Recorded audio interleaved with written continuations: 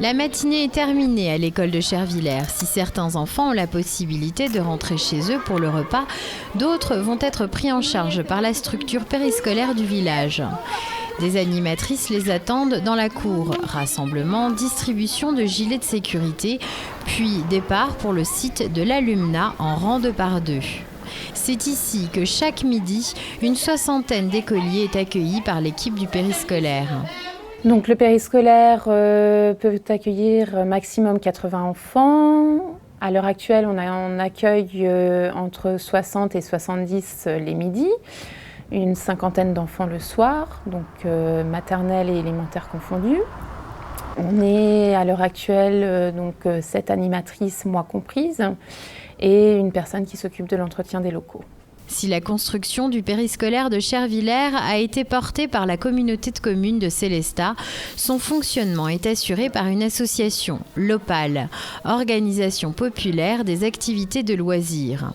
Alors l'OPAL, c'est une association familiale d'organisation populaire des activités de loisirs qui existe depuis une cinquantaine d'années, qui est donc nommée gestionnaire pour des périscolaires, donc qui est en soutien aux associations familiales locales aussi et qui gère des périscolaires donc en Alsace et en Lorraine. Le travail de l'équipe du périscolaire ne se limite pas à de la garderie ou à de l'aide aux devoirs. Un certain nombre de projets sont prévus durant l'année scolaire, comme par exemple des animations pour permettre aux enfants de découvrir les fruits et légumes de saison. Des rencontres avec des personnes âgées de la résidence de l'Alumna à proximité immédiate du périscolaire sont également programmées. On va organiser un petit goûter avec les personnes âgées autour de Bredele, de petits chants de Noël avec les personnes et créer un lien intergénérationnel entre le périscolaire et l'EHPAD. Mais avant d'effectuer des sorties, les enfants ont commencé par prendre possession des lieux dans un bâtiment flambant neuf. Ça va passer par nommer les différentes salles avec d'autres noms que salles d'activité ou réfectoire. Donc là, les enfants ont choisi par exemple de nommer le réfectoire le Palais des Délices.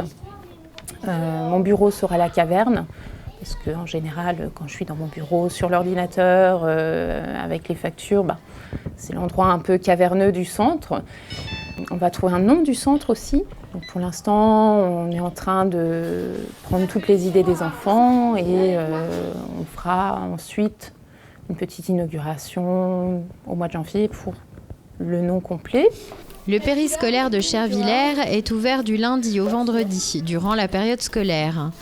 Pendant les petites vacances et au mois de juillet, la structure fera office de centre de loisirs sans hébergement.